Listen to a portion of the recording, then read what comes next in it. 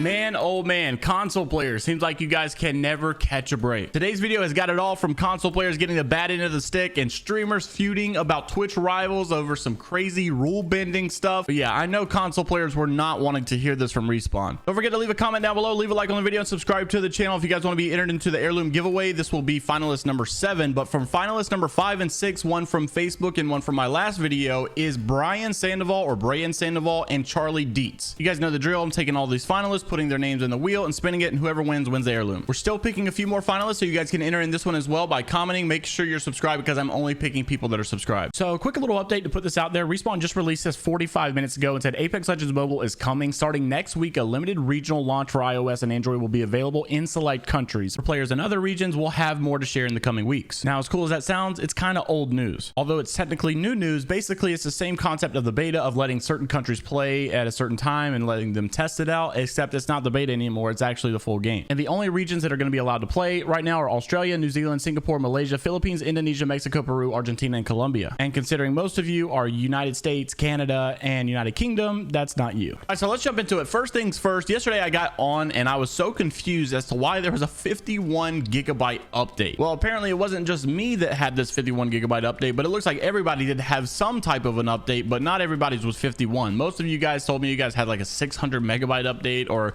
even a 6 gig update. For most of you, it seemed to be pretty small, and I assume that most of you meaning console. Well, Respawn obviously did come out and explain what this was, but there was a lot of people that were upset about something that they said, and I'm going to talk about it today. So here's what they said.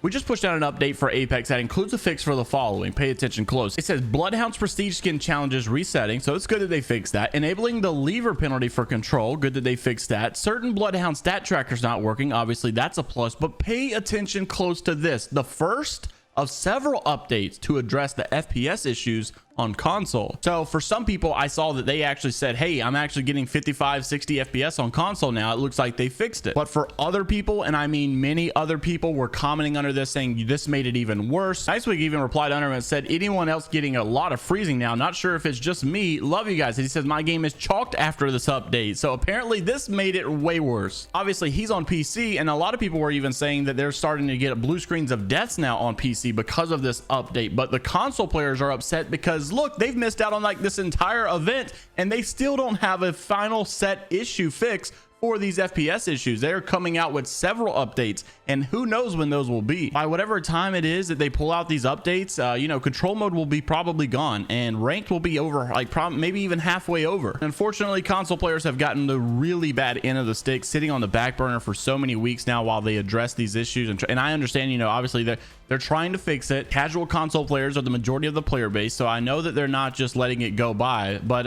it is weird because, you know, I just got an inkling that if Epic Games had this, they'd have this fixed tomorrow. Actually, they probably would have had it like the Thursday after the season come out. But regardless, I just feel bad for console players, man. They have not got to enjoy this season for what it's worth, and to me it's been really fun. I have got a few crashes, but nothing too crazy, and I hate that a lot of you console players have missed out or had so many frustrations while trying to play the season. Hopefully there will be an actual fix, something more serious very soon, and when there is, I'll leave you an update. But if you guys are on console, I'm interested to try to see if there's any similarities. Let me know what console you're on specifically and how bad your issues have been. Also in the news today, so Twitch Rivals is obviously, you know, around the corner, and people have been talking about these ways that they're making these rosters. And I thought about this not long ago, and you know, I had the same opinion that a lot of these streamers are about to see. You're about to see, you know, Niceweek and everybody talk about, and I've had this opinion for a while, but it's something that I didn't really think about, you know, even bothering mentioning, because it was like, well, it is what it is, you know, that's how they have it set up. But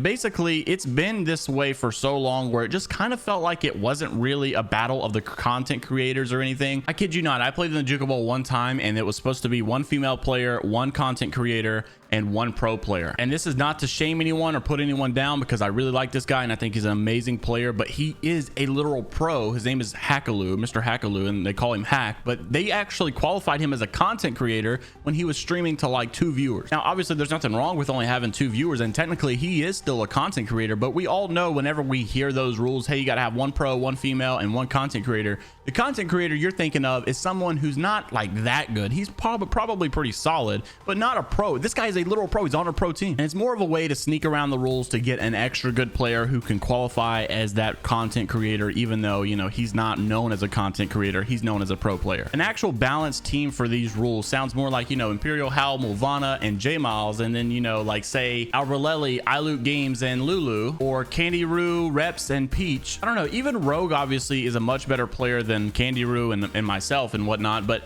at least Rogue is actually known more of a content creator and not a pro player. So here's where the drama unfolded. Noko actually said this on Twitter. LOL, already seeing people pick their Twitch rivals teams, and it's literally a contest of who can bend the rules the most. Like a content creator or non-pro should legit be someone who has less than 100 hours in Apex. This is why it's always an issue. And like, I completely agree, they're picking people that are, you know, certified pros who are somehow making under the content creator, you know, classification, you know, because I made a YouTube video last month, or, you know, I'm streaming tomorrow or something like that, and I've never streamed before. All of a sudden now I'm a content creator and I certify. And Macro made a great point right here where he said content creators who are masters but have never in their life touched pred got screwed over hard on this system. That's a solid chunk of content creators, to be honest. I don't know why they don't handpick the 60 players and draft and adjust the teams accordingly if there's an unbalance. Even Nicewig replied to some of these comments from Imperial How and Rogue and Sweet and said every single tournament in the last year there has been teams that bend the rules to the max. Why are we just now talking about integrity?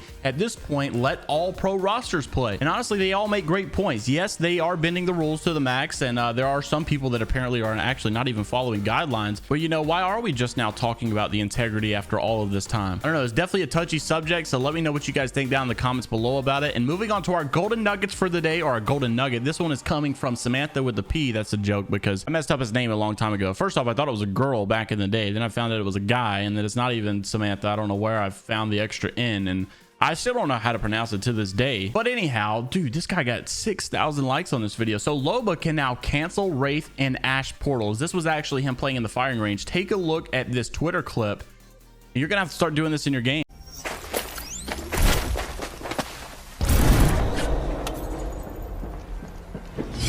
Enemy black market here. They shouldn't leave their things lying around. A tear.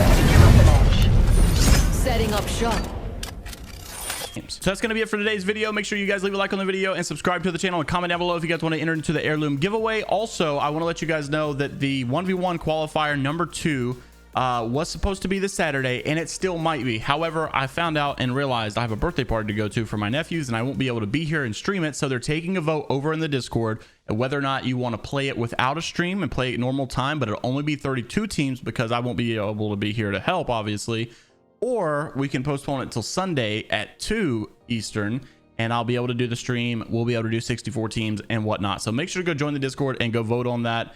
And then obviously we'll move on in the next month like a normal one. So that's gonna be it for me today. I'll see you all in the next one. This is Viber Die, only positivity. Make sure to go down in the comments and lift people up, make their day better, not worse. And just, you know, go in the comments and say, yo, I hope you have a good day. Reply to somebody and say, yo, I hope your day is going well. If it's not, I hope it gets better. Someone needs to start like a heart train down in the comments that just says love y'all with the heart, and everybody like it and comment and reply, say love you too, bro, or just a reply with a heart or something, or like love this community or something like that. All right, see you all in the next one, and until next time, later, Gators.